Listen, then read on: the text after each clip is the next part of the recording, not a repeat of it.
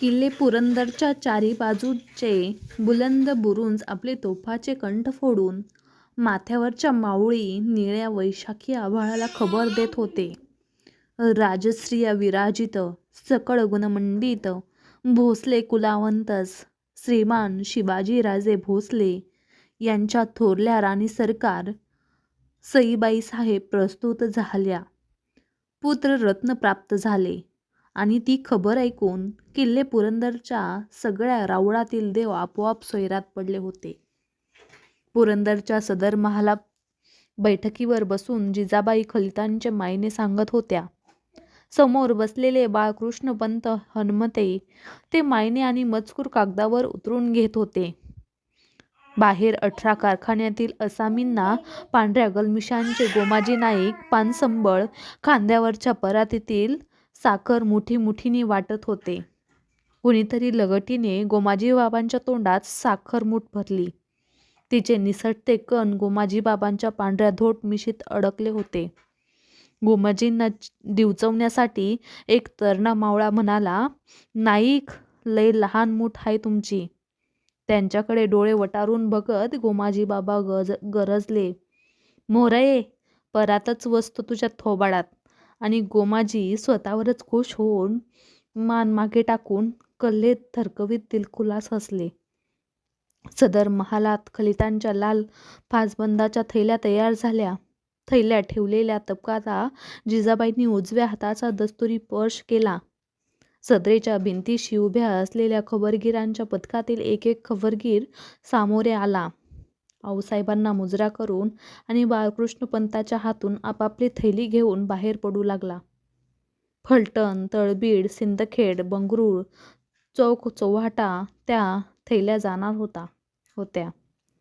जिजाबाईंनी शेवटची थैली आपल्या हातात घेतली. त्यांच्या समोर मावळपट्टीतील नामांकित खबरगीर विश्वास नानाजी मुसेखोरकर उभा होता. त्यांच्या हातात ती थैली देत जिजाबाई म्हणाल्या, विश्वासराव, जातीनिशी ही थैली राजांना रुजू होईल असे कर. आमचा सांगावा सांग की जरूर निघून येणे. पुत्ररत्न प्राप्त झाले. जी म्हणत विश्वासरावाने थैली धरला हात आपल्या माथ्याला लावून जिजाऊंना मुजरा भरला. विश्वासराव सदर महालाबाहेर पडला.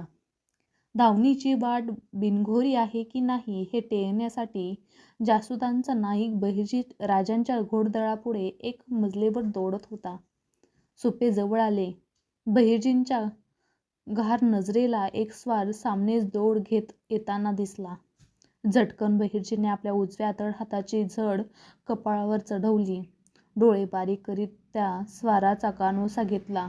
त्यांच्या घोड्यावरची मावळी जिनाची खून चांगली पडताच त्या टाच मारून धूळ फेकीत आपला घोडा एकदम पुढे काढून दौडत्या टापेने त्या क्षणात स्वाराला गाठला. बहिर्जीला बघताच समोरचा विश्वास पायउतार झाला. काय खबर आहे विश्वास? मुजरा घालणाऱ्या विश्वासला बहिर्जीने लगोलग चाचपून पाहिलं. लय नामी खबर हाय नाईक. दण्यासनी बाळकिसन झालं. पुरंदावरनं मासाहेबांची थैली घेऊन आलो ह. विश्वासने आपला दाटला उत्साह तळपत्या डोळ्यांनी फोडला. धन्यांचं बाळकिसन? कव्वा? भले रे माझ्या बादरा. म्हणत बहिर्जींनी मान मोडून जिन्यावरून खाली लटकी छलांग घेतली. आपण राजांच्या खबरगीर खात्याचे नाईक आहोत. विश्वास एक मामुली खबरगीर आहे हे विसरून बहिर्जीने सरसे होत विश्वासची थेट उरभेट घेतली. त्यांचे खांदे थोपटले. वळीव पावसाचा मारा होणार ही इशारा देणारा भन्नाट वारा सुटला होता. लगबगीने बहिर्जीने आपल्या घोड्याचा मोहरा मावळा वळवला. राजांच्या सामने रुजू होण्यासाठी तो विश्वाससह मागच्या मजलीकडे चौपट दौडू लागला. राजांचे घोडदळ नजरटप्प्यात येताच त्या दोघांनी आपल्या जनावरांची धावणी कदमबाज केली. धीम्या चालीची घोडे येऊन राजांच्या समोर आले. पायउतार होऊन दोघांनी झटक्यात राजांना अदब मुजरे रुजू केले. राजांच्या पाठीवर कायदे आखडलेल्या घोडदळाचे मावळे श्वास रोखून उभे होते. इकडे आभाळाच्या शिवारात वळीव पावसाच्या ढगांनी मेंढी कपाळासारख्या केव्हा जमाव धरला ते कुणालाही कळले सुद्धा नाही. राजे कुमेत जातीच्या तपकिरी उमद्या जनावरांवर मान बुलंद बैठक जमवून बसले होते. घोड्याचे भगवे रेशमी कायदे त्यांनी आपल्या अंगठीधारी सडक बोटांनी आखून धरले होते. कपाळीचे 2 तलाचे आडवे शिवगण, छातीकडे धारदार नाकाचा तरतरी शेंडा, कानशिलाकडे निमुळते होत गेलेले दोन्ही डोळ्यातील 2 सूर्य वागवणारे लांबट डोळे, उभट शंखासारखे रंग, सतेज मुद्रा, छातीच्या ठोकेदोडीशी कान लावून विसावलेली कंठातील 64 कवड्यांची आई भवानीची पावन माळ असे ते राजयोगी रूप होते. धावणीत घोड्यांच्या टापाखाली उसळलेली तांबड धूळ त्यांच्या पांढऱ्या शुभ्र टोपावर आणि काळ्याशार दाढीवर उतरून सार्थकी लागली होती.